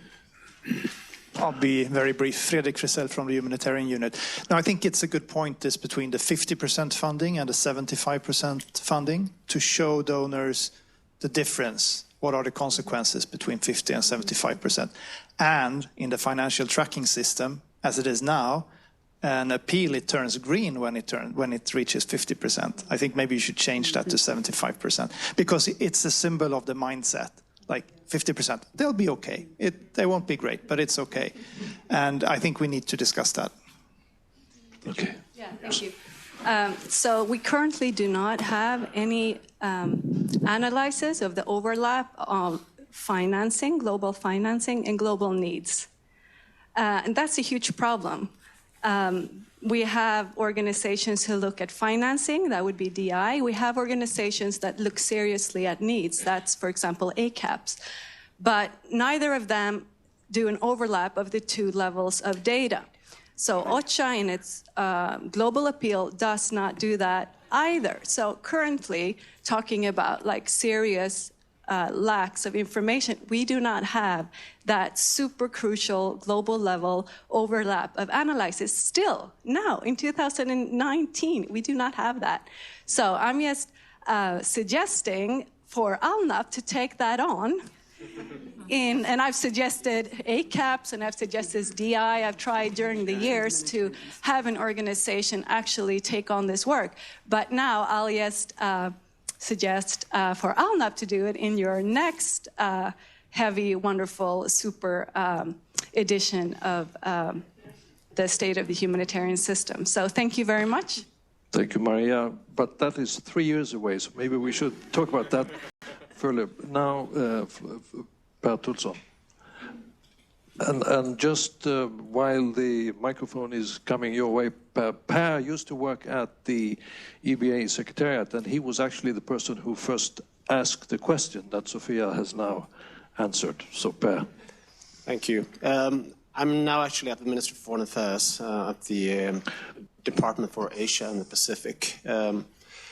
My question, I've been listening to what you've been saying. I haven't read the report yet, but I'm a bit curious to know if there's anything to say about the level of concreteness that you were going after. What does this mean for people in the humanitarian context that we're talking about? These needs assessments, I anticipate would mean something that you have X number of people needing nutritional support, you need health support, you need shelter, whatever. And we have a situation where, on average, we have about 50% of the needs being met when it comes to finance. So what does this mean in practice for people in the field? Do we reduce food portions so that people live on lower amounts of food and lower levels of nutrition? Do they not have shelter? What is the concrete outcome of this situation that we have? Because only then I think also you can get to the question, are these assessments really saying the real picture, or are they just inflated, as you said? Thanks, Per. And I think we'll ask Sophia, who's really dug deeply into this question, to respond. So if we can have the microphone coming, this, unless you want to come up here and answer, it's probably easier. Your choice. So shall I take that last question first? And nice to meet you, Per. Thank you for setting the ball rolling on this piece of research. So this question of what does it really mean for people, I know this was something we discussed at the outset of the report, and one of the things I didn't have time to mention in the overview is that we partnered a little bit with Ground Truth Solutions in this research. So they were doing some really interesting studies in a number of contexts, including Somalia, Haiti, and Chad, to look at the views of affected populations and their experience of humanitarian assistance or the lack thereof. And interestingly, Chad is one of the countries, or is it the only country at the moment that is integrating this accountability to affected populations within its HRP cycle? So it has commissioned Ground Truth Solutions to do surveys that then feed into its HPC cycle.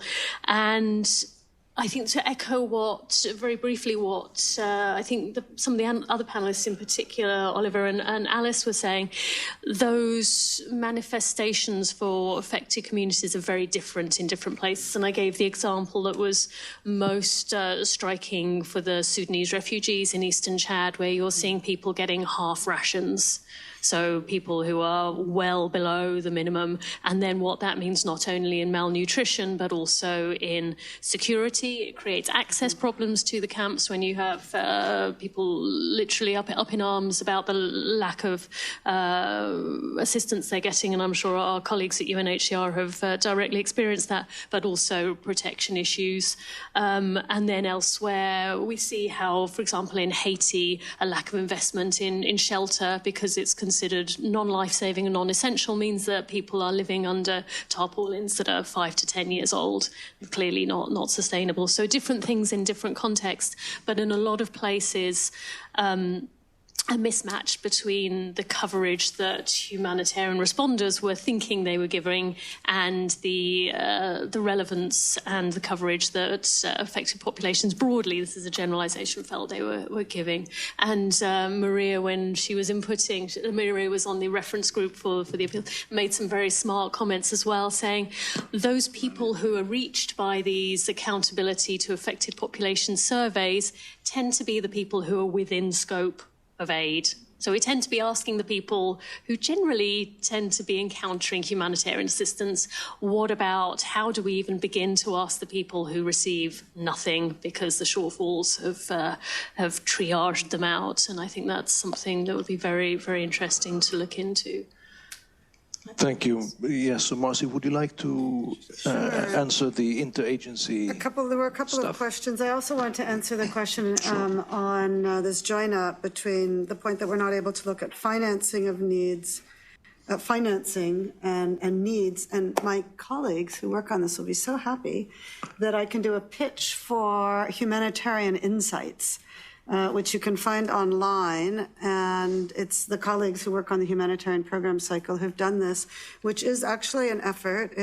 We piloted it last year to bring those things together so that you see for each HRP, and they're not all published yet for 2019, so the data remains incomplete, but you can see the requirements, the strategic objectives, the targets, and the funding per cluster or sector, and then the overall funding that we have. So we're trying to pull that together.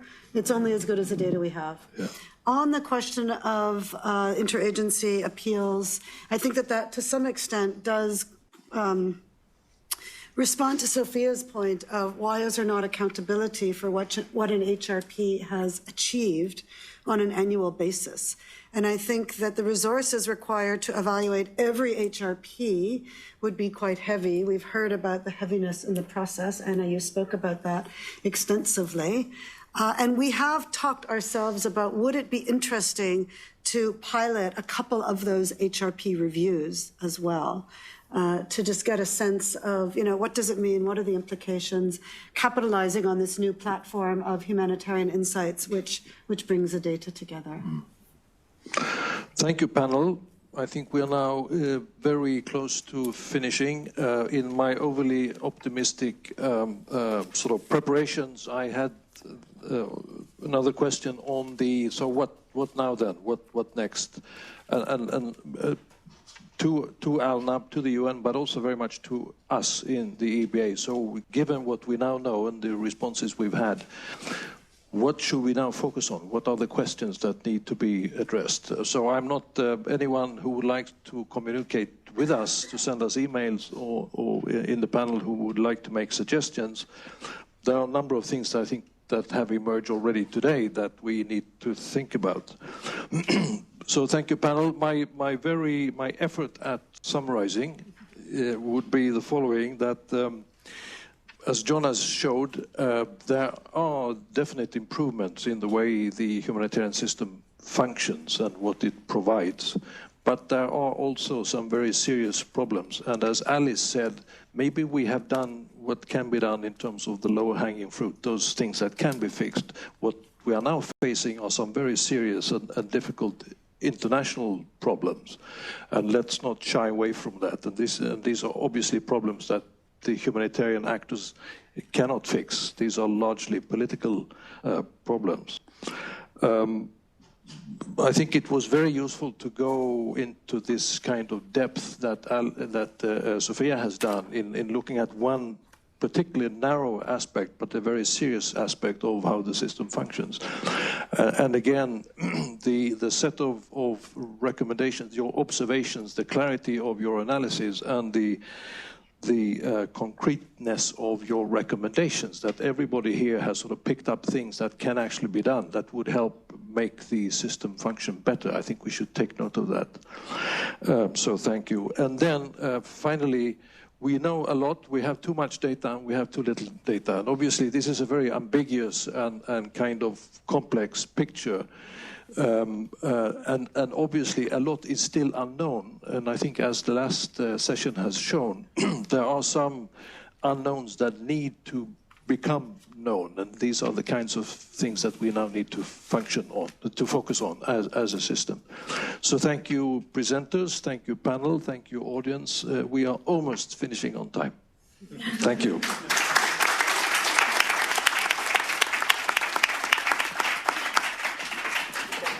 Day, actually. I think we could have done a whole day. We could have done a whole day, yes, for sure. Anytime again.